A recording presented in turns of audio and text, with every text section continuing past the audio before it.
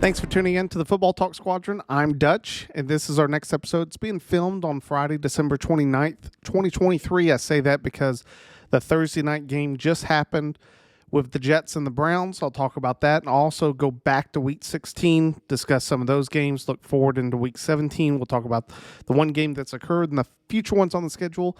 But more than that, what I sort of see this episode being, we'll talk about the games and sort of what happened, but at the same time, what I really want to do is sort of transition into, the playoffs, the teams that have been eliminated, taking a look at what's going to happen possibly in the offseason for those teams as they slowly but surely get eliminated from the playoffs, and then build towards that playoff picture.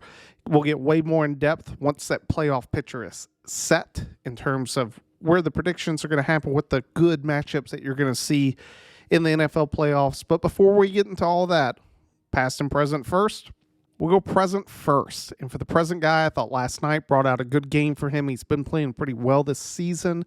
Thought it'd be a good time to talk about him, which is Cleveland Browns running back Jerome Ford. Where did he go to school? He's picking the 5th round in the 2022 NFL draft.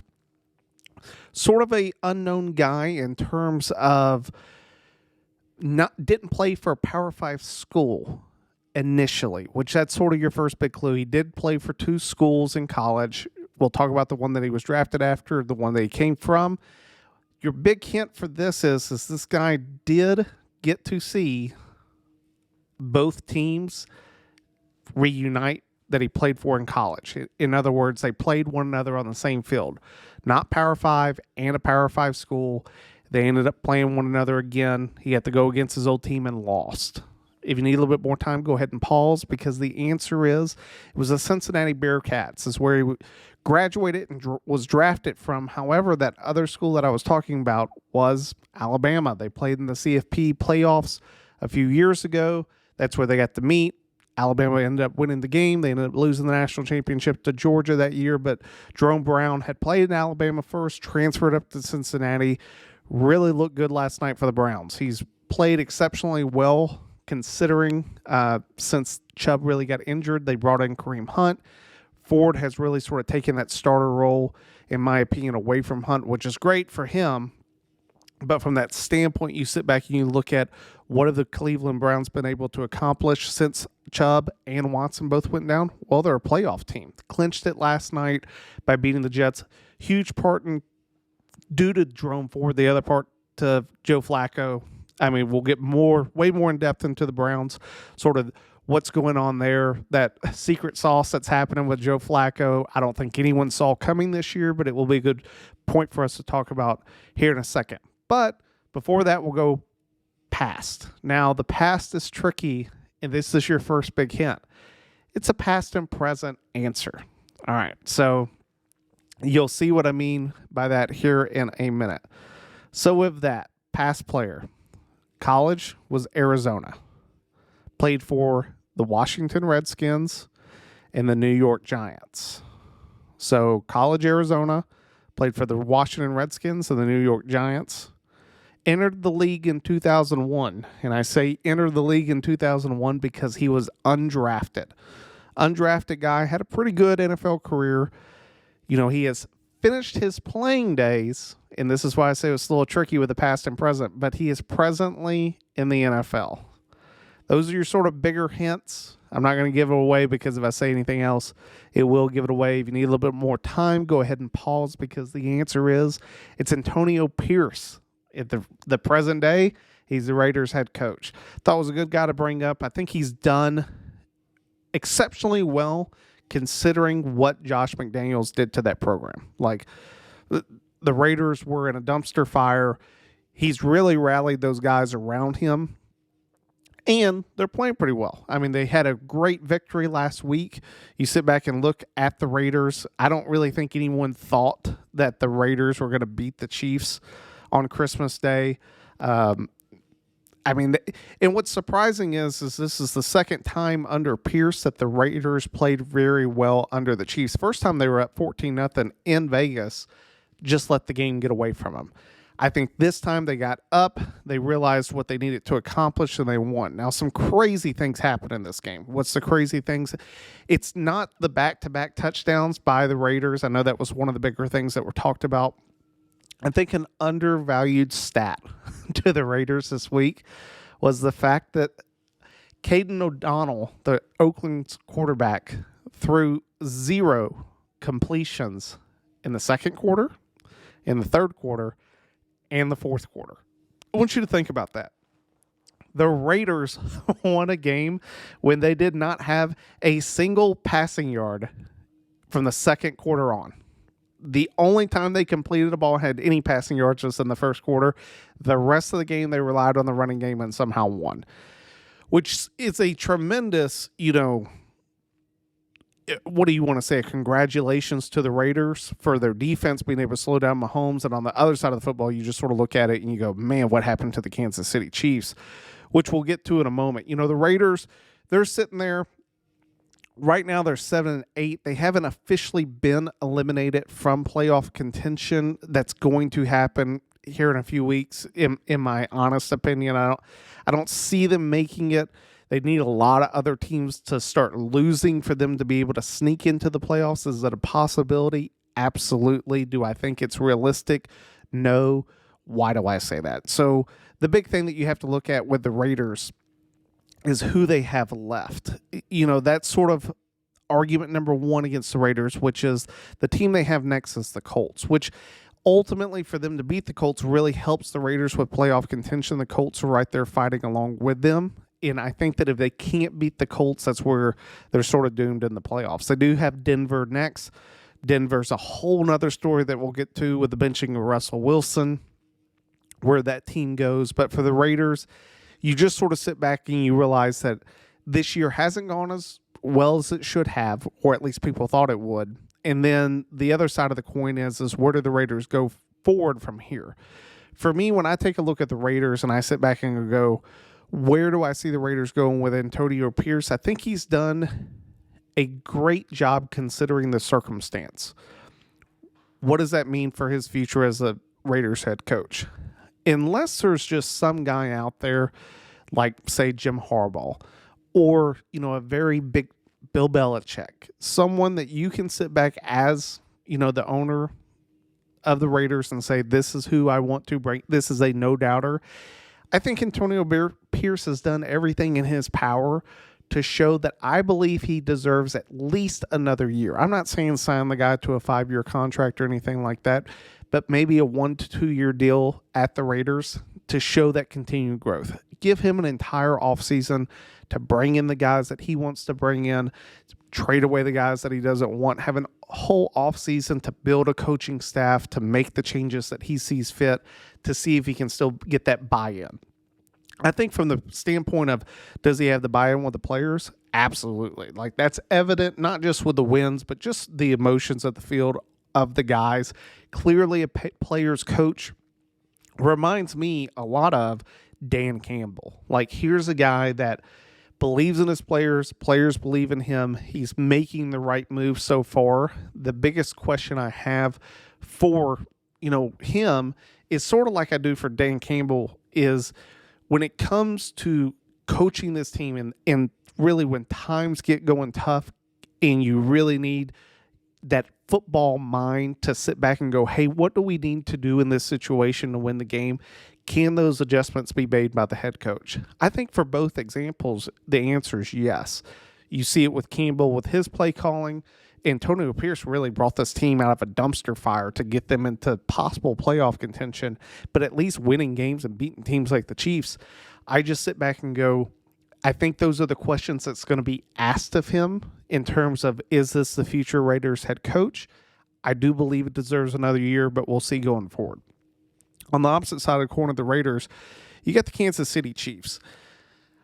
Me, Pops, Maul, we've all been talking about it in terms of where is the Chiefs' root cause of their struggles. I think The first point I'll point to, which I know all the guys on the podcast have talked about, is Matt Nagy is the offensive coordinator of the Chiefs. So I want to point out something with Matt Nagy. I went and took a look back. His last time being an offensive coordinator outside of the Bears, which we know how that went with Trubisky, was back in 2016. So 2016, Matt Nagy's the offensive coordinator, and I think that this is what's important to point out about Nagy and about that team. That team statistically played worse than the Chiefs are right now. So in what I mean by statistically is we're talking touchdown passes, total yards, percentage of conversion on third down, those type of metrics. You sit back and you go, this Kansas City team right now is performing better than Nagy's back then. However, for Matt Nagy and the 2016 Chiefs, they were 12-4, a better record than the Chiefs are right now. But they had those miscues in terms of the statistical output that you were looking. That team got a first-round bye in the playoffs, went on to lose that very next game. They played the first game they played in the playoffs to the Steelers. Nagy leaves, takes over the head coaching job of the Bears. The rest is sort of history with that in terms of just where the Bears are then, taking Trubisky with the number 2 pick, then getting to the point where they are now. That offensive production that they had in 2016, although it was lower, this is the sort of the scary part. They had drafted a guy that year who not a lot of people knew, everyone knows now. And they had a worser production, which was Tyreek Hill. Now, yes, they did not have Mahomes at quarterback. They had Alex Smith. And I just sort of want to point out sort of where the Chiefs are. I think a lot of people forget this, is that 2 years prior to Nagy in 2014, the Chiefs set a record for the most touchdowns thrown consecutively without a wide receiver catching one. I mean, that was that type of year that they had where they could not get a wide receiver to catch a touchdown to save their lives. Then they get Nagy. Nagy sort of takes over. He, looks good with Alex Smith, Travis Kelce, Tyreek Hill. They've laid the pieces down for them to be able to go out and make that change. The following year, once Nagy took Trubisky, that's when the Chiefs took Mahomes. All these pieces are sort of laying down this road in terms of where we're at now with Nagy as the offensive coordinator for the Chiefs, and it's clear that from an offensive standpoint, they're not hitting their marks. Is all of this Nagy's fault? No. Why do I say that? A few years ago, I know I've pointed this out a couple times on the podcast, Mahomes struggled when it comes to just not throwing interceptions, and it was in the first half of the year. About 3 years ago, I'm sure a lot of people remember, he was struggling. I'm talking 2 to 3 interceptions a game. The offense was just in a funk. It was clear that Mahomes was forcing the football. This year, yes, interceptions are higher for Mahomes. Do I think that he's forcing it down the field like he was 3 years ago? No. I think what's going on is a mixture of Nagy's poor playing calling and the fact that they don't really have a wide receiver that is that guy, that when he has to throw it to someone, that's who he's going to.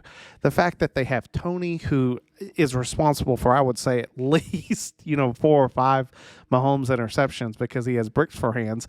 The other receivers add the same type of thing. There's multiple times that Mahomes has hit his guys and they're not making the plays that they need to for them to be successful. Now, the Chiefs, on that same hand, you sit back and you look at the Chiefs, they're out of the running in terms of controlling their own destiny for the number 1 overall seed, which is huge for the Chiefs. Arrowhead Stadium is, I would argue, in the playoffs, one of the hardest places to go into and win. It is exceptionally loud. You have to deal with the adverse weather. And it's the Chiefs. The Chiefs are a team that at the end of the day, it's hard to bet against them. It's hard to bet against Andy Reid. It's hard to bet against Patrick Mahomes, Travis Kelce. What they've done in the past, 5 years or so, you really since Mahomes came into the picture, you have to sit back and go, they're a force to be reckoned with. But the Chiefs are sitting there at 9-6. They're got to play the Bengals this week. I think that they're going to, they should theoretically blow out the Bengals. We'll see, just because the Chiefs have really struggled when it's come time to, they have to get this win. It'll be interesting to see how the Chiefs go. I've seen a couple, takes in terms of the Chiefs are a team that maybe you want to face in the playoffs. While I would say from a looking at teams of the past of the Chiefs compared to this one, absolutely. I'd much rather play this team than a Chiefs team a few years ago. However, I am of the standpoint that it's still Patrick Mahomes. Like, it's still Andy Reid. If you get these guys into a playoff situation, do I think that they're going to make plays? Absolutely. Is this team more beatable than teams of the past? 10,000%. Like, if you come in there as a team and play an A game, I think that you beat the Chiefs. However, if you come in there and you play sloppy and you allow Mahomes and the Chiefs to stay in the game, you're going to lose that game. The Chiefs have the ability to beat anyone. I think that just right now they also have the chance to lose to anyone, which is not what I would have said of teams of the past of the Chiefs. A few years ago, even last year, there was only one or two teams that could possibly knock off the Chiefs, and they played both of them. I thought the Bengals probably had the best chance to beat them, and then the second team was the Eagles. They beat both of them. Those are and the 49ers before, Purdy gets hurt. Outside of that, there wasn't a lot of teams that could really challenge the Chiefs and what they do. This year, it seems like everyone can challenge the Chiefs. That's their biggest difference. For them going forward, the problem with the Chiefs is that there's not really a clear-cut solution in terms of finding the success that they're wanting for a Super Bowl run. Are they capable of it? Absolutely. But you still have Nagy, and you still have wide receivers that can't catch the football. That's ultimately where we're at with the Chiefs, is that you have an offensive play caller who's not getting the ball into the correct guy's hands, mainly Travis Kelce and their running backs, and really getting the intermediate and under routes going. And instead, you're relying upon a wide receiver core that's let down Patrick Mahomes all year. And until that variable changes, the Chiefs are in a danger zone for the rest of the year, especially in the playoffs. Like, they are in danger of getting knocked out because of the fact that they have a weak offensive coordinator, and the only thing weaker than his play calling is the wide receiver's ability to catch the football. That's it for the Chiefs. Now, I do want to go immediately from the Chiefs and the Raiders and stay in the exact same division. The bigger news of the week was the Denver Broncos benching Russell Wilson. This is clearly going down the path of he's going to be cut by the season's end. Some things to think about with the Russell Wilson trade that immediately come to mind. One of the big things that I saw was it did one of those side-by-side player comparisons without a name until the very end. It was like player X, all these stats. Player B, all these stats. Player A had more touchdowns, less interceptions than player B, had more yards in terms of passing than player B, but, in the win-loss column was less. Player B had more wins and losses, or more wins than losses. Player A had a better completion percentage. A lot of other variables in terms of being a quarterback in the National Football League, I think that you'd want compared to player B. However, player B is the presumed right now front runner for NFL MVP, which is Lamar Jackson. Player A was Russell Wilson. Wilson's played better statistically than Lamar this year. However, in the column that matters most, wins and losses, he hasn't. On the surface, you see that stat and you go, oh man, what's going on with the Broncos? But then the thing that I did was I went and I took a look at Russell Wilson in passing. Some things that I found. The first time they played the Chiefs, how many yards passing did Russell Wilson have? 95 yards. 95 yards passing against Kansas City and Kansas City. And they had a chance to win the game. It was the fact that Russell Wilson played bad. Now, he hasn't been interception or turnover prone, and he has had, a touchdown or two per game, sometimes three. The bigger thing is that what you're seeing is you're not seeing an offense that's putting up the passing numbers that you would like to see from a guy that you're paying as much money as he's making. That's what it comes down to. It's like you're not seeing an offense that's able to throw the football consistently to put up points and win games. They've had to rely on their running game, and their running game has really carried the offense compared to Russell Wilson. And that's why they're losing football games. Why they lost this past week. I mean, if you had told me that the Broncos were going to lose this week, I sort of would have called you crazy because I didn't see the Patriots coming out and playing as well as they did. But throughout that first half, you could just tell that Something with the Broncos just was not clicking. And honestly, it's been that way since Russell Wilson stepped into the huddle. They have not clicked as a team. One of the big things that Pop's talked about, we've every single day, all three of us, me, Pops, and Maul, are all talking football. One of the things that he said that I thought was really good is, I don't see Russell Wilson ever humbling himself. I haven't seen that from Russell his entire career. I know the Broncos wanted him to take a pay cut. And this is the exact same thing that happened in Seattle. Like, Russell Wilson got his money. To the point that it sacrificed offensive linemen. It sacrificed that Legion of Boom. Russell Wilson took the money. He was going to get paid. Bar none. Even to the detriment of the team. Now, whether you call that selfish, team player, whatever, or just a good business decision by Russell Wilson, that can be debated another day. There are players, i.e. Travis Kelce, who have taken a pay decrease in order to keep together a Super Bowl team. Russell Wilson's not capable of that. Russell Wilson's not capable of taking a pay cut and restructuring his deal in Denver in order to help them get pieces. So what are the Broncos going to do? I think they're going to cut him before next March. They're going to get rid of Russell Wilson. They may try to trade him. The issue is no one's going to take on that salary. The Broncos are going to eat probably $30 to $50 million in dead salary cap money to get rid of Russell Wilson and move on. Where do I see them going from there?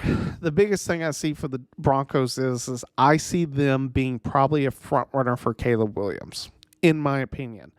The Broncos don't have that high of a draft pick to just give first-round picks to the Bears to possibly move up to get Caleb Williams. What I see is the Broncos giving up a first this year, a first next year, and maybe just one first-round pick and what I would say is their best player, which is Patrick Surtain, or possibly Jerry Jeudy to go to the Bears.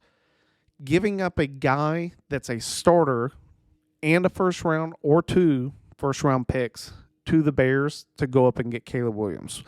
I think that they would probably focus on, I can see them letting go of Surtain to the Bears. That helps the Bears immensely on defense, and it saves them from having to spend all their first-round picks, and it keeps the offensive guys for Caleb Williams, Court Sutton, Jerry Jeudy, the guys that Sean Payton has assembled thus far and hasn't been willing to trade. Those are the type of guys that I see from a Caleb Williams perspective they would probably be willing and able to do. I think the Broncos are more than capable of doing something like this. They have shown in the past that, I know that I'm speaking to one guy in terms of Peyton Manning, the Broncos want a quarterback. The Broncos have not found a quarterback in Russell Wilson. They're going to find one. Sean Payton was not brought in there to be a Russell Wilson solver. I think this was an organizational decision as a whole. They're going to make a change. Caleb Williams makes the most sense in terms of what the Broncos can be willing to give up to go get him. I think it's a preferred destination for Caleb Williams going under Sean Payton. I think it makes a lot of sense. It has to make sense for the Bears to be able to give up that number 1 overall pick. That's just sort of what I see happening. Russell Wilson, where does he go? We'll get to that here in a minute. In terms of, I think that they'll cut him and someone will pick him up. I will give credit. Maul brought it up and Pops brought it up. They both sort of agreed. I had thrown out a few other teams. They brought up one that I go, that makes about as much sense for that franchise as possible. You go ahead and think about it. You see if you can guess it once we get to that team. Next, we'll get to the last team in the division, which is the Chargers. Chargers have been eliminated from playoff contention. You sit back and you look at them. There's just, how do I say it? They're a mess. They had the Bills dead to rights, which was sort of what I had predicted. If all the teams that I think the Bills were going to struggle for the rest of the season, it was going to be this Chargers team. They played well. They had really good moments that you sit back and you're like, dude, I think the Chargers can win this game. They couldn't figure it out there at the end, which has sort of been the Chargers' entire existence as a franchise. That they have these moments that you sit back and you piece together and you say, hey, this team looks really good, and then they blow it away. One of the interesting takes that I heard about the Chargers, and it was in reference to yet again the Bears, was would the Chargers ever trade Herbert to the Bears for the number 1 overall pick in Caleb Williams. The Chargers, as I discussed last weekend, are the second from bottom team in terms of cap space. They're negative, I believe, $48 million in the hole next year. Getting rid of Herbert would create a ton of space. And then you get Caleb Williams on a rookie contract. Rookie QB contracts are the most valuable asset, I believe, in the entire NFL, because you're able to build a team around this guy, of which they have a ton of pieces. It would allow them to keep some guys. They definitely would probably move on from like Austin Eckler. But, we've already done an episode on NFL running backs. They're sort of easy to find, and a lot cheaper than Eckler's ever going to demand for the production that you could possibly get. Do I think that this ever happens? No. Why? It's very difficult for a franchise in terms of a general manager and a head coach to trade an elite player for someone that you don't know. It's happened a few times. One of the ones that I can sit back and go to immediately is when the 49ers traded Joe Montana to the Kansas City Chiefs. They did have Steve Young in the waiting. Steve Young, had played for the Buccaneers, hadn't looked great, but I think he had shown enough to the 49ers they were willing to take that chance. The fans hated it. The fans revolted. Up until Steve Young beat the Chargers of all teams in the Super Bowl, had they really sort of solidified the fact that, hey, we found our guy. I also want to point out that, the Chiefs with Montana and, Marcus Allen won playoff games. Like, they were a good football team. Montana was still a good quarterback at that point. He had just taken a lot of injuries. Up until that point, career had advanced in age.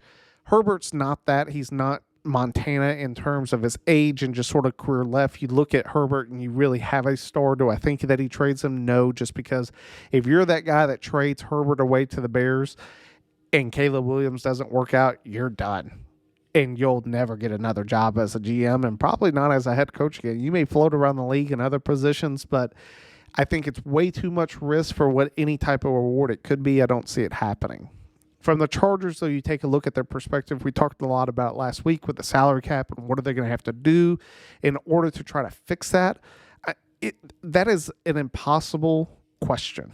And it's because there are so many guys on that team that you're going to have to reshuffle to be able to bring in different guys. They're going to have to get rid of Eckler. I think they're going to have to either get rid of Khalil Mack's salary or him and possibly Boza. You got Derwin James making too much money, and then you have your wide receivers in Williams and Allen. And then you have a guy that can't catch the ball. He's sort of like the Darius Toney of this year's draft with Quentin Johnston. The Chargers are a mess. The only stable piece that they have is Herbert, who's hurt. Now, it wasn't a huge injury. I mean, we're talking about his finger. It's not a throwing shoulder type of motion. The finger will heal up fine. Herbert will look just the same as they did last year. Great. This coming season. The difference is how do you build a team around him? Eventually, they're going to have to restructure Herbert still. Like, that's what it takes. Like, once a guy comes off his rookie contract, it's just hard to bring in guys. It's hard to keep all those guys. You sort of see it, to go back to the Kansas City Chiefs, it's why Chris Jones set out. Chris Jones wants more money at defensive tackle. The problem is they have Travis Kelce and they have Patrick Mahomes. You can't pay those two guys and pay a defensive tackle a ton of money and have any money left for the rest of the team. It's why they're hurting on wide receiver this year. Like that's why the Chiefs are in the position that they're in. The only good saving grace of the Chiefs is that Travis Kelce hasn't been paid number one overall money. That helps the Chiefs. The Chiefs are done with Chris Jones at the end of the year, much like the Chargers will be done with a lot of their guys. It'll be interesting to see how that division progresses going forward. I think that the sign, or at least, the things that we're able to read right now say it's still the Chiefs division, but it's not going to be as close as people think, because once these other franchises, the Broncos, Raiders, and Chargers, just get some stability, they're going to challenge the Chiefs. It's clear that the Chiefs have a clear weakness right now going on in their team, and if they can't get that figured out, another franchise is going to step in. It happens all the time. It's the history of the NFL. Ebbs and flows. You can't be king in the mountain forever. Eventually, the Chiefs are going to fall. Who's going to take their place? We'll find out. Be interesting. Now, as I already teased it, we'll go to that next team that I think Russell Wilson ends up on next season. This team has a ton of players. They have a lot of talent. They've underutilized. Their head coach has underutilized their talent like any other head coach ever before. There was a graph shown that for an offensive play caller, this guy is not only calling the offensive plays, but he's also their head coach. In terms of the production based upon the guys that you have on the field, he ranks dead last in the NFL. And not just dead last, more than double the next highest, the next rated coach. The second from the bottom coach in the NFL in terms of being able to get production out of his guys is Bill O'Brien, which, we'll go on a Bill O'Brien rant here in a minute. But the guy that I am talking about, who I believe will be fired at the end of the year, they need a quarterback. They have two guys on the roster. Both the starter, they've benched, they restarted, they're benching again, and their backup has sort of been a career backup. He's started at some franchises, but never been able to hold on to that, number one position. The Atlanta Falcons. I'm talking about Arthur Smith, as the head coach, play caller's done a horrific job in terms of getting Bijan Robinson. You look at Kyle Pitts, Drake London. They have some ballers on that team that you would sit back and go, I think a lot of coaches would pay to have the player personnel that they have on the field, but they're not getting it done. You look at Russell Wilson going to that team. Is it an upgrade over Tyler Heineke and Riddler? Absolutely. Ritter neither one of those guys has been capable of really providing a consistent play at the quarterback position. I think Russell Wilson is at least an upgrade over both of those guys. The reason also the Falcons come into the picture is they don't have a great draft pick. They're sitting there at 7-8. They're still fighting for playoff contention. They haven't been eliminated either for the playoffs. So you sit back and you look at them and you go, they are on the verge in a terrible division of, possibly not just winning the division, but just getting into the playoffs. They need a quarterback. Russell Wilson fits that bill. It will depend on if Russell Wilson will take a pay cut to come there. That's what it's going to come down to. I know a lot of commentators, Pops has said it, and I'm in agreement with Pops and other guys. I don't see Russell Wilson ever taking a pay cut. I think Russell Wilson thinks he deserves to make the money that he does, and that you need to figure out the rest of the salary outside of him. I don't see a guy that's being a team player. It's sort of weird too, because I think that for as good of a reputation he puts out, I've even heard Marshawn Lynch talk about it. He didn't have his number. Starting quarterback doesn't have his number. No way to get in contact with him. You've heard the stories about Russell Wilson having his own office inside Denver.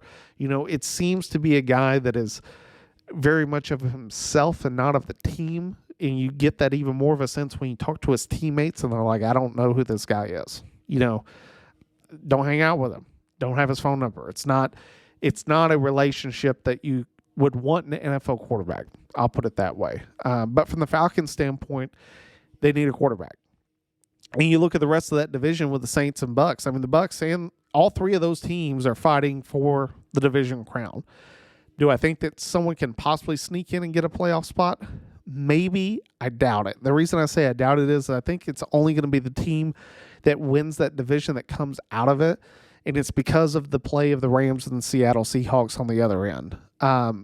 Minnesota has a possibility of being one of those teams, and so does the Falcons and the Saints. But when you look at the NFC playoff picture right now, San Francisco's locked up a seed. The Lions have locked it up in their division. The Eagles and the Cowboys have both advanced into the playoffs. We'll see who comes out winning that division there at the end. The Eagles are in the driver's seat for that after Dallas's loss to Miami. But then you got the Bucks. The Bucks played really well. And honestly, when you want to talk about a quarterback whose numbers look pretty good, it's Baker Mayfield. Mayfield and them put it on the Jacksonville Jaguars. If at any point you would sit back and look at Jacksonville and talk about their numbers, we'll get to that here in a minute in terms of how bad Trevor Lawrence has played, really sort of going back to Maul's quote about how bad, or mid, as he's called it, Trevor Lawrence has played, you just sort of sit back and look at that and you go, they have some major issues. In terms of, sitting back looking at the Buccaneers, this week they get the Saints. I think this is for the playoffs. Like, this is for the division crown. Can Tampa Bay and Baker Mayfield win when it matters? I argue yes, because on the other side of the field is Derek Carr, and anytime the game's on the line, that's the last guy I want with the ball in his hands is Derek Carr. He has proven time and time again he can't win the games that matter. Give me Baker Mayfield and them to lock up the division. They end the season at the Panthers. The Panthers, although much improved since they have fired Frank Wright, are still the worst team in football. Offensive line's terrible. Bryce Young's played better, but they do not have wide receivers. They don't have anybody. They have Bryce Young on offense, and that's it. They do not have. I know they have Adam Thielen. Adam Thielen is at best a wide receiver number 3 on most teams, and on other teams, I'd argue he's not even a special teamer, just because he doesn't have the speed that he used to. Like, he's not the Adam Thielen that we grew up watching playing with Stephon Diggs in Minnesota. He is very far removed from that, and until any of that, changes, I don't see, and honestly, I don't see it changing. Like, I don't see him becoming something different than what he is right now. The Panthers have a ton of holes, and they don't have draft picks to fix them. They're going to have to hit free agency hard next year. They're going to have to find a new coach, hit free agency, build around Bryce Young, and the Bryce Young experiment is going to last for the next 3 to 4 years until they. The reason I say 3 to 4 is at the end of the year, in 3 years from now, they'll have to either pick up a 5th-year option or not, and if they pick it up, then at that end of that season, they're have to either pay him or get rid of him. So the next coach has only got 2 to 3 years to really figure it out with Bryce Young, and then it's going to be another franchise change for the Panthers. We'll see. Baker Mayfield, I think, has played well enough to deserve a contract with the Buccaneers. Tell me I'm wrong. He's played very, very well for what we knew Baker as, which I really go back to the fact that I know we've talked about it a lot on this podcast, is that guys go to teams in the draft and too much is expected of them. And starting with the Cleveland Browns outside of this season with Joe Flacco, the Browns, when you look back at them, they had OBJ, who didn't want to be there, Jarvis Landry, who was older in age. They did have Nick Chubb, but think about it. He had Freddie Kitchens for a year as head coach and Hugh Jackson. Like, there's not a franchise right now that would touch either one of those guys. Really, really bad NFL coaches. And Baker got them their first and only playoff win in the last 20 years. That's been Baker Mayfield. We'll see what Joe Flacco can do. But Baker Mayfield's the only Browns quarterback since they moved to Cleveland that has a playoff win. That's it. And he has played very well for the Buccaneers. I think he deserves a new contract. A lot of that's going to come down to, can they get Mike Evans back again? He's been a huge help to Baker Mayfield. You can't expect Baker to win down in Tampa Bay without Mike Evans down there. I think they have to get him re-signed. He's played well enough that it deserves a big contract. We'll just see where that goes. But the Saints, Bucks, you sit back and look at the Saints. What do you say about the Saints other than they got to get rid of Derek Carr? The Saints need a quarterback too. They got to find somebody, because who they have on the roster right now isn't the answer. The fact that they haven't given the reins over to Jameis Winston just to see, the only thing I can sit back and it tells me is that in practice, Jameis Winston, just throws a ton of picks. That's what he was famous for in Tampa Bay. He's turnover prone. Do I think that he has a good arm? Yeah. He proved that in college. It's just the fact that in terms of making the decisions, it's like trying to walk out of the store with crab legs you haven't paid for. Just not good ones. That's been Jameson Winston's downfall even before the NFL draft. It just can't make good decisions. That's why he's second string. But when you look at Derek Carr, you get the same bag. It's Jameis Winston, just not on Florida State, but Fresno State. That's all that you did. Is you got the exact same guy just from a different school. So I sit back and it's Baker's division to win. I don't like the Falcons. I don't like how Arthur Smith calls plays. We've talked about that ad nauseum.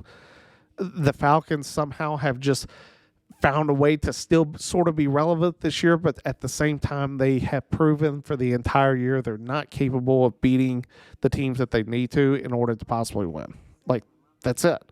So, I mean, that's the big thing that comes out of the NFC South this year. When you take a look, outside of the NFC South, we'll go up.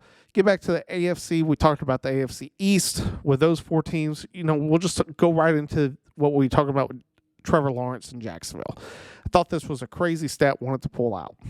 Trevor Lawrence has thrown more career interceptions than what other quarterback in the league that he entered with. This quarterback has been benched, so he hasn't even played as many games. A quarterback who has been hated on this entire year is Mac Jones. Trevor Lawrence has thrown more career interceptions than Mac Jones. When you watched the Jacksonville Buccaneers game, Lawrence struggled. And Lawrence has been struggling this whole year. And they have good players. ETN, Christian Kirk, Calvin Ridley, Evan Ingram. They have the guys on offense. You can't sit back and not tell me that they don't have the players that they need in order to be able to win. The Jags look completely lost. And you sit back and Pops asked me about it, and I thought it was a good question. He was like, what has Lawrence done outside of winning as a freshman, winning the national championship at Clemson? You sort of look back at that Clemson team. Did they stomp Alabama? 100%. Why? They had a ton of return. They had a lot of guys come back for their senior season to win. Christian Wilkins was one. I forget what the guy's name is. He's the defensive tackle up at the Giants who came out of Clemson. Let me take a look real quick since I'm sitting here on the phone. He was huge in terms of their ability to go out. And Dexter Lawrence II.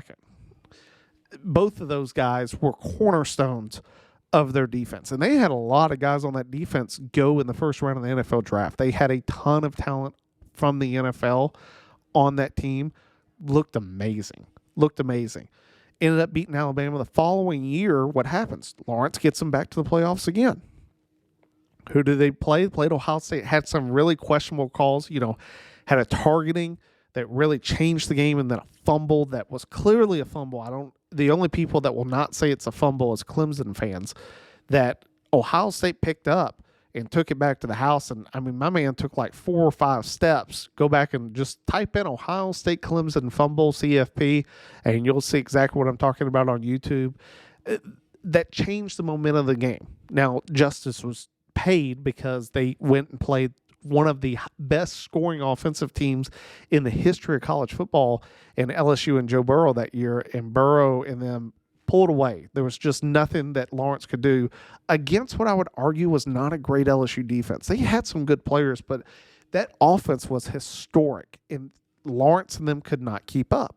The following year, Lawrence gets them back again to the playoffs. What happens that year? Well, they faced Ohio State again in Justin Fields' year of COVID. What happens that year? Can't get it done. Fields tears them up, and Clemson's just left looking like they don't know what hit them. Ohio State gets absolutely slaughtered by Bama in the national championship, which sort of gives you pause because who was the quarterback of that Bama team?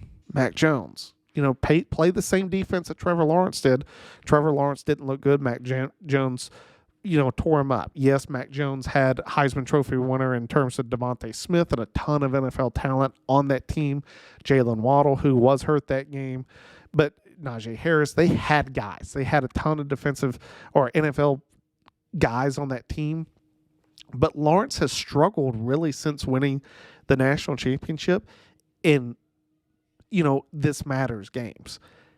Every game matters in the NFL, and he's really struggled, especially with as much talent that he's had around him this year. And I don't think that you can lay this at Doug Peterson's feet. You can't lay it on the guys on the team. He's had those guys. It's just the fact, when you watch him throw the football, it's not to the elite level of Mahomes or Herbert. It's what Maul's been saying for over half the year now. He was the first one to come out and say it. He has not hit the level that we expect of Lawrence. And I sort of sit back and I go, and it's only going to get harder for Lawrence because eventually he's going to come off of that rookie salary. And when he does, they're not going to be able to pay to have all the guys they have around him right now. That's the sad facts of the matter for Jacksonville. I mean, they are still in the driver's seat right now for, the AFC South. When you sit back and you look at who they have to play going forward, I mean, they get Carolina this week, so that should be a victory. The Jacksonville Jaguars should beat Carolina by more than a touchdown. I think it's a 6.5 point spread right now, but you can't sit back and tell me that 2 weeks from possibly going and playing your first playoff game that you shouldn't be throttling the Carolina Panthers. Like, it should not be a game. And if we don't see that out of Jacksonville, bad things are coming. And then they finish the season at Tennessee. Tennessee and Jacksonville, I can tell you from all the times that I've watched Thursday Night Football when both of those teams have played, that's always a close game. Don't care who it is, how bad those teams are. In-division rivals always play one another tough. We've seen it multiple times this year that teams have played teams that they shouldn't be competing with and beat them. I can see that happen with Jacksonville. The other teams in the division that really, they need some help in terms of Jacksonville to lose one are the Colts and the Texans. We've already talked about the Colts, who they're playing. The Texans, they get the Titans. Get the Titans this week. C.J. Stroud's supposed to come back. I think the Texans have a good defense, and they have a good offense. Yes, they gave up over 200 yards to receiving to Amari Cooper. I understand that. They are still, in terms of where you thought the Texans were going to be to what they are right now, a tremendously better team than anyone could have hoped for. C.J. Stroud coming back is huge for them. They need him to win games. Plain and simple, they have to have C.J. Stroud in there to be able to compete and get to the playoffs. They play a Tennessee team that they barely squeaked by and beat, even though they had no business winning that game with Case Keenum 2 weeks ago. They get them again. This time, instead of going to Tennessee, they get them in Houston. Big advantage for C.J. Stroud coming and seeing that defense. You've got to, he's had 2 weeks off to get healthy since the concussion. He's gotten to watch all that film that they had on Tennessee. They know who they're playing. I think the Texans are going to win, which will leave them in a showdown with Indianapolis there to end the year. I mean, Indianapolis, as we've talked about, you sit back, you look at the rest of their schedule, who they got to play. They get the Raiders this week, and then they get Houston. It's a big game for the Raiders. They're really playing 2 playoff games right now for the Colts. Colts got to win. They have a really bad loss last week to Atlanta after beating Pittsburgh. Them beating Pittsburgh the way they did, you really thought they were going to be in the driver's seat for the playoffs. I don't think anyone thought they were going to lose to Atlanta. Then they go and they lose. And not just lose, but 29-10 is a bad score. That's not how you want to go into Atlanta and lose a game like that. Now they have 2 playoff games with Las Vegas and the Texans. If you had to give me an advantage, I'd go Texans. Like, the Texans still with C.J. Stroud healthy, that's who my team would be. I know that they're down Tank Dell and Nico Collins. It's hard to bet against what D'Amico Ryans has done in Houston when you compare the rest of the teams. The Titans are that last team. They've already been eliminated from the playoffs. One of the guys that I've heard his name thrown around a lot is what happens with Vrabel at the end of the year. You sit back and you look at Mike Vrabel. I think one team that would not shock me for them to bring him in would be the New England Patriots if they were to move on from Bill Belichick. I think that Vrabel fits the system, well known within New England. It's a young, fresh face. They've got to make some changes. What do they end up doing? In my personal opinion, they keep Belichick. I'm going to get to the cancer on that team right after I finish talking about the Titans, since I already mentioned his name earlier, but it's always a good time to take a dump on this dude just because, he's been awful forever. And the fact that players have succeeded despite him is truly remarkable. But for the Titans, Henry's going to be gone at the end of next year. You look at the guys that they have on offense, they still need a quarterback. They have 3 on the roster, and Tannehill, Willis, and Levis. I mean, Malik's gone, Tannehill's gone. They probably are going to turn the keys over to Will Levis. Probably still look in the draft. They need a lot of help at the position of wide receiver and tight end and running back after Henry's gone. Defense, they have Jeffrey Simmons, and that's it. The Titans have a ton of pieces they have to go get, and there's not enough draft capital in the world for them to be able to fix it. Plain and simple. You would have wished that they would have gotten more out of the A.J. Brown trade, but they didn't. Like that. That's just where the Titans are at. They've made terrible player decisions throughout the years, and it's finally caught up to them to the point that they'll probably bottom of the league next year in terms of just everything that they do. A really bad football team going forward. Now that team, or why I said Belichick and the guy that I'm talking about to just underscore how bad the Patriots are, it's Bill O'Brien. We've talked a lot about how bad of a coach he is. It was highlighted again this week, and I'll just go to college. So college football playoffs are happening, Alabama versus Michigan. Alabama's quarterback Jalen Milroe was talked about, the times that he'd been doubted. How did he overcome that? He talked about how he's been doubted his whole career, even in college, and then called out Bill O'Brien by name. The fact that Bill O'Brien told him he shouldn't be a quarterback. Now, we can sit back and argue that, but from that standpoint, the kid's got Alabama in the CFP playoff game, and he's played well enough to get them there. Yes, they lost versus Texas, but since that point, he has come alive and found a way to win. I sit back and I look at Bill O'Brien, and I think that anyone outside of Tom Brady, Bill O'Brien's not going to think he's a quarterback in the National Football League. I mean, I've watched him scream at Mac Jones. I've watched him ruin that guy's career. You sit back and look at the last 2 years at Bama, the fact that they had Bryce Young and couldn't get it done. I think more and more as we look back at history, it becomes looking back, as they always say, hindsight's 2020. Bill O'Brien's a terrible coach. Plain and simple. Bill O'Brien has ruined franchises. Think about the Texans. I mean, we'll just go back to when he was a head coach with Houston. Traded D-Hop for David Johnson, a third-round pick. That should have been fired. Like, that's how that story should have ended. The second that he even floated that idea, someone should have been like, you don't need to be a head coach in the NFL anymore. Like, it traded away their best offensive talent for someone who was coming off an injury that hadn't played well in Arizona. Even NFL, analysts and people who are paid to sort of promote things, there was nothing really positive to say about that. And D-Hop went on a tear in Arizona. Traded a guy, I wouldn't even argue at his peak. D-Hop was still improving. He was the best one of the best, if not the best wide receiver in the league at that time. Traded away because he couldn't get along with Bill O'Brien, because I think he understood, as the rest of us have learned, Bill O'Brien's an idiot. Can't coach football team. Has destroyed many of football teams. And the fact that he's still in New England, it shows that it was a terrible decision by Bill Belichick. It was a terrible decision by Nick Saban to bring him in. Thank goodness Nick Saban got rid of him. Belichick has to do the same. Belichick needs to go find some coaches to help him coach. He needs an offensive coordinator. He needs guys to step in who are not under the system of Tom Brady, who have succeeded despite the fact of never having to been a part of the Patriots or Brady's career. That's what New England needs. You look at the rest of the NFC East, I sit back, I'll talk about we'll talk about each of them, but one of the things I want to come back to is the Miami Dolphins and something that happened on the Hard Knocks episode that I really thought was great. But before then, we'll get to the Jets. The Jets, they lose to Cleveland last night. Not a good show.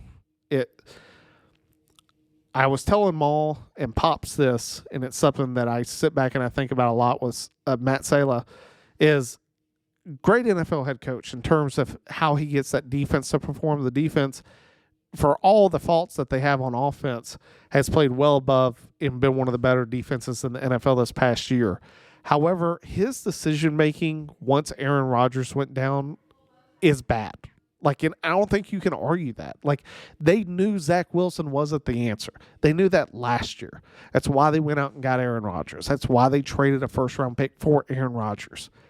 And when Aaron Rodgers went down, the fact that all the way up until the trade deadline, they did not go out and get anybody, They did not make a trade. They did not go sign a free agent, including Joe Flacco, who's playing really well right now and got the Cleveland Browns into a playoff spot. I know that they had him last year and he didn't play well, but they got new guys. They have they have a different team than they had last year. The fact that they didn't make any changes falls on the head coach.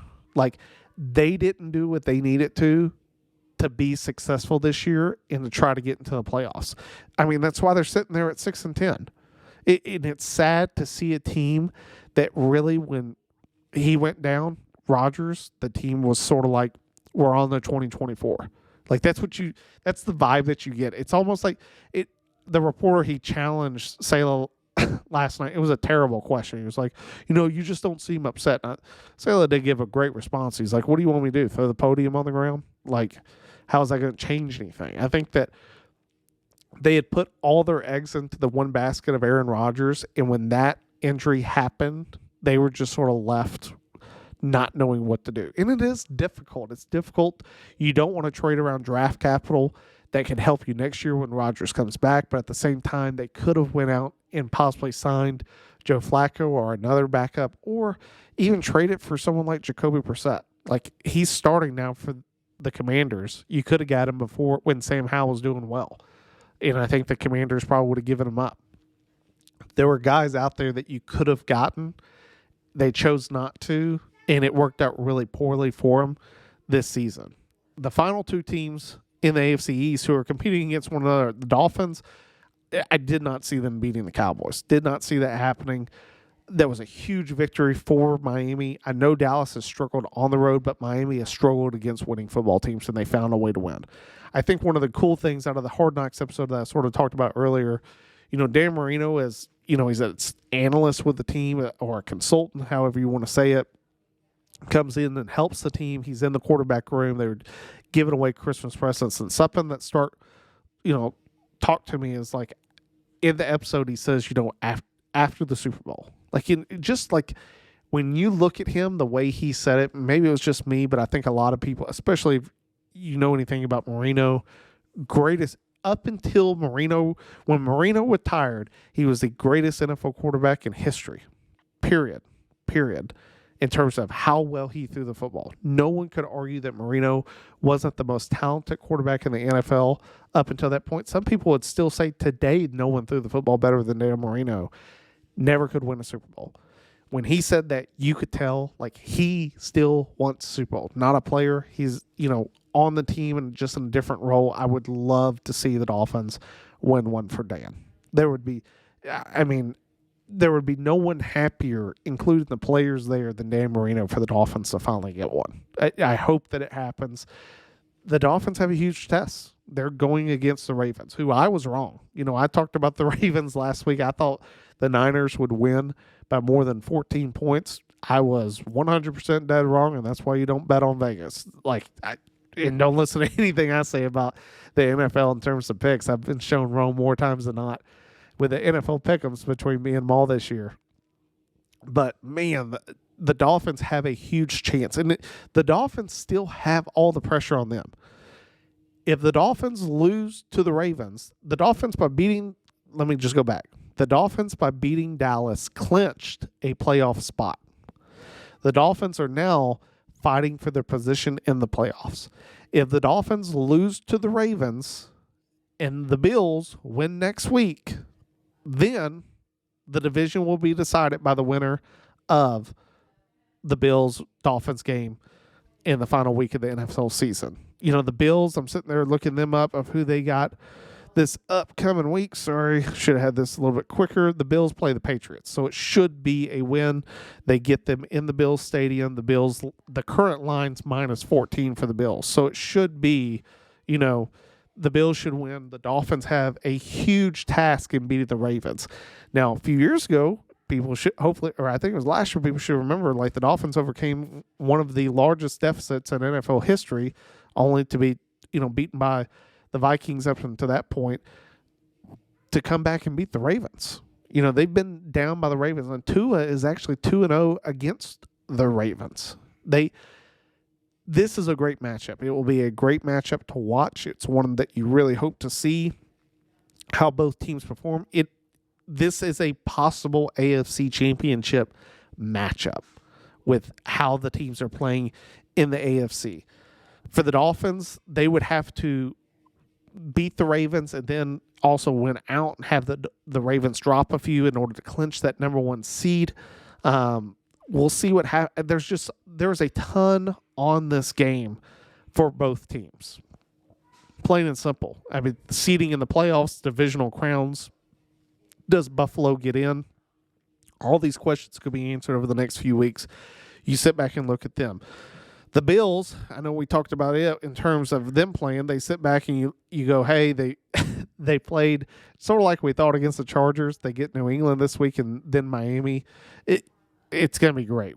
I love the NFC East race. I don't think no one wants to play the Dolphins or the Bills.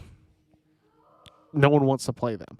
And the Browns either. The Ravens, you look at the teams that you probably want to play of those teams in terms of the Dolphins, Bills, Ravens, Browns. I would probably say that you'd want the Dolphins just because the Dolphins have shown that they have struggled in some bigger games. Yes, they beat Dallas, but overall throughout the season they have struggled in some bigger games. And then I'd probably want to play Buffalo next just because of Buffalo's injuries on the defensive side of the football at corner and linebacker, but it's difficult. But that's sort of the AFC East in terms of their playoff picture. And then the Dolphins' opponent with the Ravens, the Ravens and the Browns are in. Are the Bengals and Steelers still fighting for a playoff position? Yes. Do I think that's going to happen? No. One of the stats that I saw this week was Joe Flacco in the month of December has thrown 13 touchdown passes. Kenny Pickett in his entire career has thrown 13 touchdown passes. The Steelers don't have a quarterback. I mean, they went to Mason Rudolph last week, had a big win against the Bengals. Do I see them still winning as the Steelers organization and getting into the playoffs? No. I mean, they got to play Seattle and then Baltimore. Both of those, if they can somehow beat Seattle, then maybe. Both of those games are on the road. I just think it's going to be tough for Mason Rudolph to have back, 3 weeks in a row where he plays really well. I just don't see it happening. And then for the Bengals didn't look good before Joe Burrow went down. They don't look good now. I mean, Browning has played some good games. They ended up beating, Jacksonville at the time, which I think a lot of people were surprised with how well they played there. And then, they went out and they beat the Colts and they beat the Vikings. And there was this huge high. Everyone's sort of going, hey, I really think the Bengals have a chance. And then not only did they lose to Pittsburgh, a team that they really should have never lost to, then they got shellacked by Pittsburgh, 34-11. And you look at their final 2 weeks at Kansas City, like they already hate one another. If there's sort of a rivalry right now that's not divisional inside the AFC, it's the Chiefs and the Bengals. They do not like one another. Kansas City's coming off a loss to the Raiders. Kansas City's they're going to do everything they can to pummel the Bengals. I see that happening. And then the Bengals got to go play the Browns, of whom they have not played well since Joe Burrow's been in the building. I get he's not playing for them, but they have struggled historically with the Browns.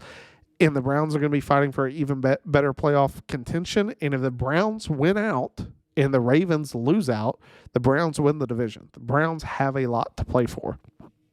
That's what I'm saying with those two teams in terms of the bottom of the division with the Steelers, Bengals. Don't see them making it, but I can see the Browns and Ravens making it. That's just the hot take. I think it's tough to argue for either the Bengals or the Steelers. If I had to argue for one, it'd be the Steelers, just because Mike Tomlin's never had a losing season in Pittsburgh. That's why I bring that up. That sort of covers the AFC. Going back to the NFC, we've got two more divisions with the North and the East. We'll go with the North first. With the Lions win the division, huge win for them, securing a playoff bid. One of the things the Lions, I think, have to be fearful of is, and we also haven't talked about the West, so we'll get all the rest of the NFC knocked out. The Lions, when they first won their playoff matchup before the end results of last week, was going to be the Rams, which wouldn't that be poetic for the Lions to have to play Matt Stafford in the playoffs, of which I think they'd probably lose just because of how well of a team the Rams are. And I think that what I said right there, I think is going to be sort of my highlight for the NFC and the playoff teams and where I sort of think they are. I think the teams that are the divisional leaders are in the biggest threat to lose, and the wild card teams are in the biggest position to win. You look at the teams who have secured. The 49ers have secured, the Lions have secured, and the Eagles have secured. Who's the wild card teams right now? You've got the Cowboys, and then you have battling is the Rams and the Seahawks, possibly the Vikings, and maybe the Saints or the Falcons. I personally think the higher seeds are going to be more in danger than the lower seeds. Like, I don't think anyone wants to play the Rams. The Rams are a good football team. No one wants to play Dallas. Like, if Dallas played Philly again, who are you putting on? Who are you putting money on? I know that on the other, same coin, like I know that Dallas got spanked by the 49ers, but after sort of how that game ended and, George Kittle's shirt, like I can see the Cowboys having a little bit more fire in them going into that game. It's a tough game for 49ers to win, and 49ers didn't look great last week. And you look at how the Rams have played, like it's tough. Like, I don't know if I would pick the Lions against, the Cowboys. We're going to find out tomorrow night, Saturday, how good they are against the Lions. I think the Cowboys sort of hand it to the Lions. I can see that happening. The Cowboys have played really well at home. But in terms of where those teams stand, like I just don't know who the matchup is for the Lions outside of a team from the NFC South that I really like them to be favored in. And then you take a look at the rest of the division. You got the Vikings and the Packers. I know they're both sitting at 7-8. I don't see either one of those teams make it. The Bears are sitting at 6-9. The Bears' biggest decision will be what they do with Justin Fields. That's what the Bears' whole offseason is going to be. They're going to have the number one pick with the Panthers, unless the Panthers somehow find a way to beat some teams they shouldn't down the stretch. I don't see any way that the Bears don't have the number one pick this coming draft. And if they do have that number one pick, what do you do? Do you build around Fields, or do you start all over again? If you start all over again, there's going to be a lot of problems for the Bears. Like, you just get into the cyclical cycle that we've talked about. I think the smartest move for them is to build around Fields. There's always going to be another quarterback. Always will be. Like, and I get that there's not always a generational quarterback. Is Caleb Williams that? I don't know. Like, I don't think anyone thought Herbert or Mahomes were going to be that generational quarterback because they didn't go number one in the draft. Like, both of those guys went after other guys. Like, that's part of it. Like, I think that this is one of those drafts that we think that we know this guy. We think we know how good Caleb Williams is going to be. Can he be that? You don't know. Justin Fields has shown that he can win games as an NFL quarterback. Is he ever going to be a Patrick Mahomes? No. Is he still good enough to win the games? Yes. Could he win more games if you put talent around him? I think yes. And then, outside of the Bears, I'd argue that the same questions are being asked around Fields about the other two teams, but for different reasons. Like with Minnesota, you got Kirk Cousins, who's coming off an Achilles injury later in life. Like, it's hard. Like, it's just going to be tough. I know that Aaron Rodgers has sort of exceeded expectations, mainly because he's been on TV more than Kirk Cousins. Kirk Cousins is just sitting there with his kids, unlike Rodgers, who's been on the sidelines and sort of, on TV a lot more. Both are in a tough position next year. Like, who knows how much Jefferson's going to want in terms of contract, and if he wants to stay in Minnesota. A lot of questions on that. And then you get Green Bay with Jordan Love. He's had some games where he looks really good. Has some games that he's looked really bad. Same can be said of Justin Fields. Like, both of those teams, and the Vikings and the Packers, have a lot of questions at quarterback, but at the same time, both of those teams have a lot of holes they have to fill. Both have questions at running back. I know that the Packers have A.J. Dillon and Aaron Jones. Jones hasn't been healthy a whole lot this year. A.J. Dillon is still A.J. Dillon, but he hasn't been a great back. You look at the Packers, I would argue that what happened last week with Jareer Alexander going out for the coin toss was a huge representation of Matt LaFleur as a coach more than it was Alexander as a player. Was that stupid of him to go out for a coin toss of which he's not a captain and call the wrong thing and sort of got saved by the referee? If you don't know the story, he goes out for the coin toss. Packers win the coin toss, and they're like, what do you want to play? And he goes, defense. And the ref goes, do you want to defer to the second half, or are you saying you want to play defense from the opening kickoff? And he was like, oh, we want to defer. He was not a captain. He wasn't supposed to go out there. I sit back and I can remember all my playing days. It wasn't a question of who was going out for the coin toss. Coach said who was going out. That's who went out. For him to just go out and call his own number, that puts a lot more in my mind of the undisciplined naturistics of the team from a head coaching perspective down than it is for the rest. Like, that's just my hot take. I don't think LaFleur needs to be the head coach of the Packers. Do I think they're going to make a change? Probably not, but that's where I would start in Green Bay of making a change. I think you got to do it at the position of head coach. Minnesota, I'd bring back Kirk Cousins. I'd load up with more guys on a defense that can help Kirk Cousins and that offense win games. The reason the Vikings have struggled is because their defense has struggled. Kirk Cousins was having a really, really good year before he got hurt. I think he continues next year. Addison was a great pick. You still have Justin Jefferson when healthy. He's the number one receiver in the league by far. I don't think that you can argue how good he's played.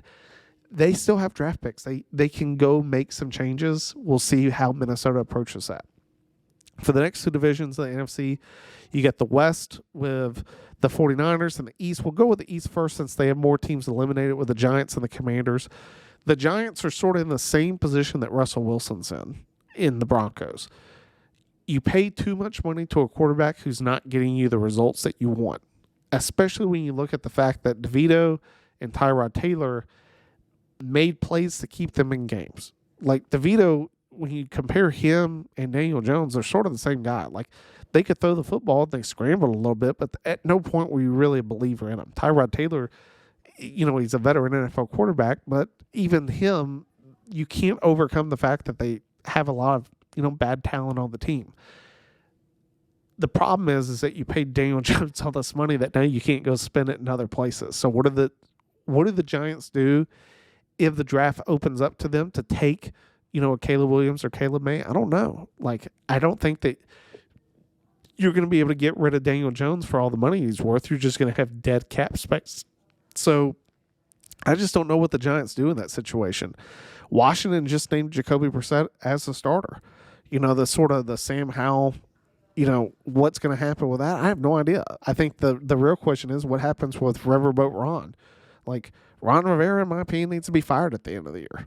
That's what the Commanders need to do. You got to make organizational changes in order to get that team better. You got to find a quarterback. I don't know where they go. Where I think they should go is hire Eric Bellamy as the head coach and let him sort it out. We'll see. I don't think Ron Rivera is the answer. Then you got the Cowboys and Eagles, both of which I would argue are limping into the playoffs for different reasons. The Cowboys are great at home, terrible on the road. The Eagles are just not a good football team for where they are in terms of being in the playoffs. Like, mid-season, I said that my biggest prediction was that the Eagles would lose in the first round of the playoffs, and I'm going to stick by that call. I think if the Eagles have to play the Rams, they lose. I think if they had to play the Lions somehow, they lose. If they had to play Tampa Bay, I think it's closer than people would like it to be. I mean, they struggled against the Giants, and they've struggled against other teams. I mean, you just take a look at the Eagles since they were sitting there beating Buffalo, and they were at that point, they're 10-1. They lose to the 49ers, really bad. Lose to the Cowboys, really bad. Lose to Seattle, against Drew Lock, really bad in terms of just who they played against, not the score like they did against the 49ers and the Cowboys. And then they squeak out a victory against the Giants. I mean, and the offense has just looked susceptible all year. It does not look cohesive. It does not look like they know what's going on. I think Jalen Hurts is hurt, hasn't been as mobile as he has been in the past. And then you look at defense, they cannot generate a pass rush, and it lets their secondary get exposed. They got to play Arizona this week, and then again the Giants at New York. Do I think that they win both of those games? Yeah. Like, they shouldn't lose either one of those games. They should win the divisional crown because of Dallas's loss. But the Eagles are not the team that I think anyone thought they were going into this season. And then for the Cowboys, you sit back and you look at them at Buffalo, got throttled. At Miami, they didn't get throttled, but still lost the game after a week that you thought they would have a good rebound. They play the Lions tomorrow night. It's going to be a huge game for Dallas, even bigger game for the Lions. And then they go to the Commanders. They should easily win both. It will come down to if the Eagles can hang on and win, they'll win the division. We'll see. We'll see who comes out of the division standing. If you have to go play at Dallas, it's going to be a harder game, but I think teams would welcome Dallas on the road. And then for the NFC West, you sit back and you look at them. You got the 49ers of who, after the shellacking by the Ravens, you're now questioning just like you did when they came off of that 3-game skid. The 49ers have the talent to beat anyone. I think it takes a really good football team for them to lose. When I watched that game, it was sort of a tale of two, different stories, but they were sort of combined in that. Did Purdy throw 4 picks? Yes. Were some of those calls by just the ball bouncing the wrong way in terms of, hey, when it was deflected, it popped up in the air than it did in towards the guy that happened to be picked? That happened twice that game. You can look at all these NFL games that balls have just been out of the grasp of a guy that just couldn't get to it and how that changed the game. Both of those picks got the Ravens on their side of the field in the 49ers territory. They were able to convert for points. But still at the end of the game, this was my thing. It's you watch that game, it wasn't that the 49ers weren't right. They were right there to possibly get it close again. I mean, they lost 33-19, which in a score sheet, you sit back and you're like, hey, more than, around a 2 touchdown game, 14 points, you lost by. But from that standpoint, I don't think that anyone thought that the 49ers couldn't have easily won that game if they wanted to, despite the fact that Purdy threw 4 picks. They had another pick later in the game. But from that, you just sit back and you watch it. It wasn't as big of a blowout as the media would allow you to believe. I think that if they can clean up the turnovers, the defense played really well against the Ravens. The Ravens were gifted field position without the turnovers. Do the Ravens win that game? I don't think so. I think the 49ers win that game without the turnovers. It's a hard team to beat. The Ravens did the things they needed to, but tough. And then you sit back and you look at the rest of the division. I mean, for me, the team that I don't think anyone wants to play is the Rams. The Rams go to the Giants this week, and then they end against San Francisco. Huge game. Huge. I mean, last week of the season, thank you, football, scheduling gods, for scheduling the Rams at the 49ers to end the season. I sit back and look at that. I don't think anyone wants to play the Rams. If the Rams get into the playoff, you look at Stafford, Cooper Kupp, Puka Nacua, Kyron Williams, he's running the ball well. That team's playing really well. No one wants to play them. The other team in the division, you got Seattle. They play Pittsburgh and then Arizona. Both of those teams, I think, have the ability to get into the playoffs with Seattle and the Rams. I think more teams would rather play Seattle than anyone else out of the NFC. But I think both teams still, when you look at the rest of the teams they're competing against in terms of the Vikings or the Falcons and Saints, I'd give the edge to Seattle. That's just my gut right now. But we'll see. The Cardinals, they've already been eliminated. They're in the same position of a lot of other teams. That you paid a quarterback a lot of money. What do? Do you build around him or do you go find someone else? I think that the Cardinals' solution is to keep building around Kyler Murray. That's it. You've invested too much money into him. Go get some young talent at the, go get Marvin Harrison Jr. Go get Brock Bowers. Go get another offensive lineman. Go get some defensive linemen. There's always other positions on the field that you can use that high of a draft pick on to immediately help that team instead of now investing into another project that you don't know if it's going to work out or not. Murray's played well at times. He's played really poor at times. At least give him the opportunity to have some better guys around him. That's all I'm saying. I know that's a longer episode. We've talked about a lot of different stuff this week in the NFL. I do appreciate you guys for tuning in. The biggest ways you can help us, follow and subscribe on our TikTok, Instagram, YouTube, Spotify and Apple Podcasts. Really appreciate any type of subscriptions that we get. It brings more attention to us and helps us get out to more viewers. Big time. If you want to hear different things, please reach out to us, footballtalksquadron@gmail.com. Go to our website, footballtalksquadron.com. You can reach us out on there too at the bottom of the page. Do appreciate you guys for tuning in. Look forward to talking to you next week. But until then, time to pull chalks. We'll see you next time.